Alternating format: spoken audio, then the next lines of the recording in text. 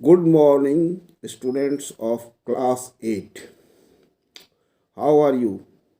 I hope you will be fine. Dear students, as I had told you in the previous class, in today's class, I will deal with the chapter 5 of civics, that is the judiciary. Please refer to page number 230. Students, up till now we have studied about the executive and legislature. अभी तक हमने पढ़ा है कार्यपालिका और विधायिका के बारे में। We know that there are 3 organs of the government. हम लोगों को यह बात मालूम है कि सरकार के 3 अंग होते हैं। They are executive, legislature and judiciary. ये 3 अंग कौन कौन से होते हैं? एक होता है कार्यपालिका यानी एग्जीक्यूटिव, दूसरा होता है विधायिका यानी लेजिस्लेचर, और तीसरा क्या होता है? जुडिशरी यानी न्यायपालिका। तो as regards executive and legislature, they are federal in structure in India। जहाँ तक कार्यपालिका और विधायिका का संबंध है, ये केंद्र के भी होते हैं अलग और राज्य के भी होते हैं अलग। जैसे केंद्र में क्या होता है? सेंट्रल में होता है विधायिका में तो क्या होता है? पार्लियामेंट होता है, जिसके 2 सदन होते हैं, लोकसभा और राज्यसभा। उसी तरह से राज्य में विधायिका क्या होता है? वह होता है असेंबली, लेजिस्लेटिव असेंबली जिसको कहते हैं, यानी विधान मंडल या विधानसभा जिसको कहते हैं। अब एग्जीक्यूटिव में हम आए। We come to executive now.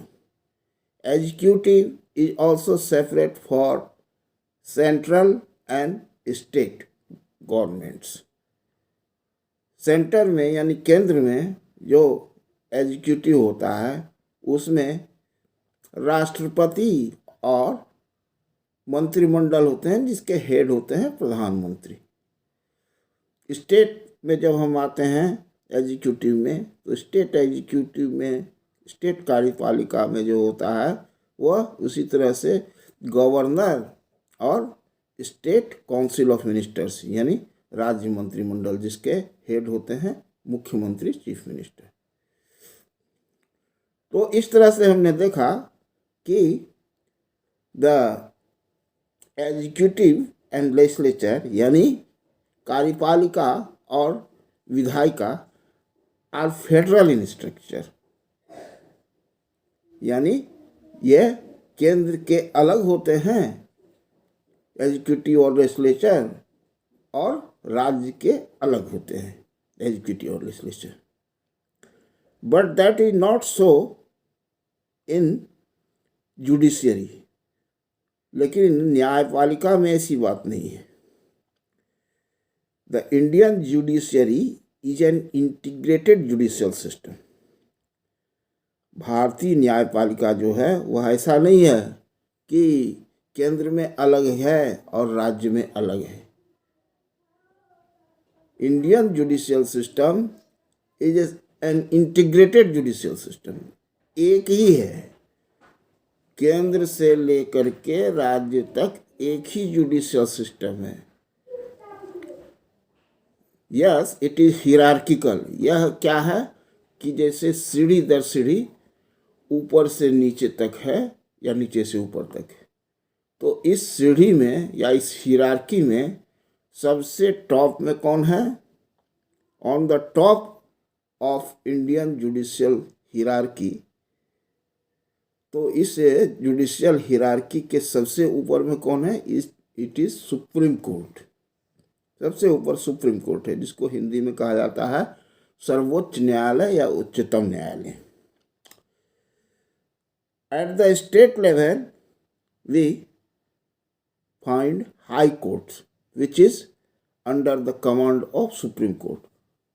फिर राज्य स्तर पर जब हम आते हैं तो प्रायः हर एक राज्य में एक हाई कोर्ट होता है जो कि सुप्रीम कोर्ट के अंतर्गत आता है। Next, at the district level we find subordinate courts which is called district and sessions court, जिसको जिला और सत्र न्यायालय कहा जाता है। So, mainly there are three types of courts, namely Supreme Court, High Court and Subordinate Courts। और इसमें सबसे ऊपर में कौन है? सुप्रीम कोर्ट, उसके नीचे है हाई कोर्ट और उसके नीचे subordinate courts. Students, these three organs of governments, that is legislature, executive and judiciary, are independent of each other. In the parliamentary system, legislature and judiciary have some connection. तो parliamentary system में क्या होता है कि legislature यानी विधायिका और judiciary legislature यानी विधायिका और एग्जीक्यूटिव यानी कार्यपालिका, ये दोनों के बीच कुछ संबंध रहता है पार्लियामेंट्री सिस्टम ऑफ गवर्नमेंट में, क्योंकि लेजिस्लेचर से ही एग्जीक्यूटिव के जो मिनिस्टर होते हैं वह बनते हैं, तो इन दोनों के बीच संबंध रहता है। But judiciary an all together independent organ, ये न्यायपालिका जो होता है वह बिल्कुल ही अलग है पार्लियामेंट्री सिस्टम ऑफ गवर्नमेंट में भी। उसको लेजिस्लेचर या एग्जीक्यूटिव कोई भी ऑर्डर नहीं दे सकता है या किसी भी तरह से उसको कंट्रोल जनरली नहीं कर सकता है। How is the judiciary independent in our parliamentary system? Firstly, it can check the misuse of powers by the other two organs of the government, namely executive and legislature। तो ये किस तरह से independent है जरा हम देखें। पहला तो यही पॉइंट है कि लेजिस्लेचर यानी विधायिका और एग्जीक्यूटिव यानी कार्यपालिका के कोई भी काम को चेक करने वाला ये जुडिशियरी ही है। वह उसका काम को अगर संविधान के हिसाब से सही है तो ठीक है, otherwise if it is against the constitution the judiciary can dictate them, उसको आदेश दे सकता है कि आप अपना काम सही कीजिए। सेकंड, न्याय करने का अधिकार तो जुडिशरी को है ही, बिल्कुल ये इम्पार्शियल जस्टिस कर सकता है। It can provide impartial justice because it has no pressure whatever by any organ. कोई भी दूसरा ऑर्गन इस पर कोई प्रेशर नहीं डाल सकता है, इसलिए यह निष्पक्ष न्याय देता है। Now I come to the functions of the judiciary.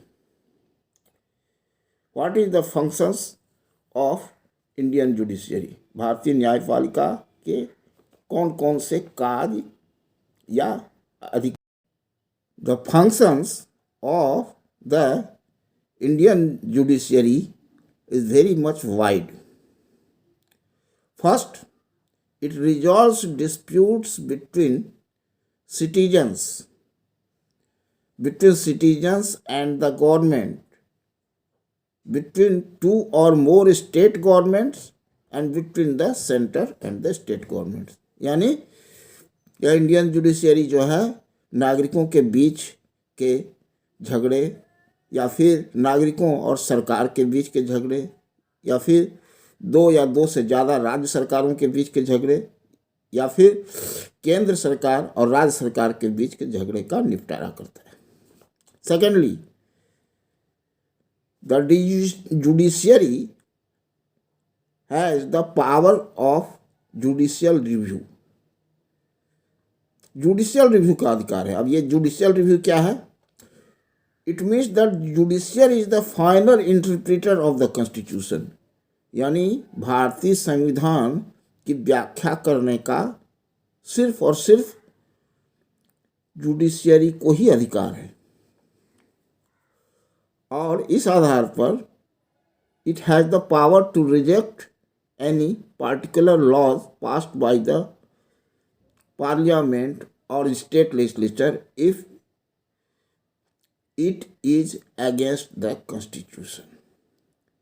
इस आधार पर ये क्या कर सकता है कि कोई भी कानून अगर केंद्र की पार्लियामेंट या फिर राज्य सरकार की विधानसभा ने पारित किया है और वह संविधान के खिलाफ है तो उसको नल एंड वॉइड यानी गलत ठहरा सकता है.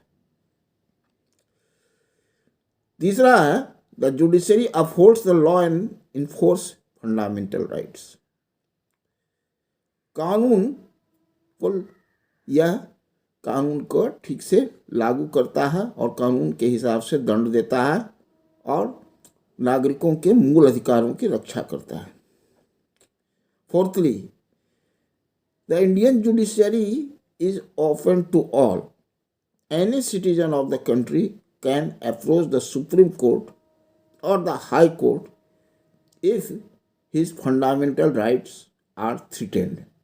कोई भी नागरिक अगर वह समझता है कि उसके मूलाधिकार पर आघात हुआ है तो वह सीधे सुप्रीम कोर्ट या हाई कोर्ट पहुंच सकता है और सुप्रीम या हाई कोर्ट उसके मूल अधिकारों यानी फंडामेंटल राइट्स की रक्षा करेगी. Students, in page 231 itself there is a data, a table which shows the hierarchy of the judiciary. इसमें दिया गया है कि जुडिशियरी का किस तरह से टॉप से लेके बॉटम तक कोर्ट्स का नाम दिया गया है. Please see it carefully. Thank you. Next class, I will deal with the power and functions of the Supreme Court. Thank you.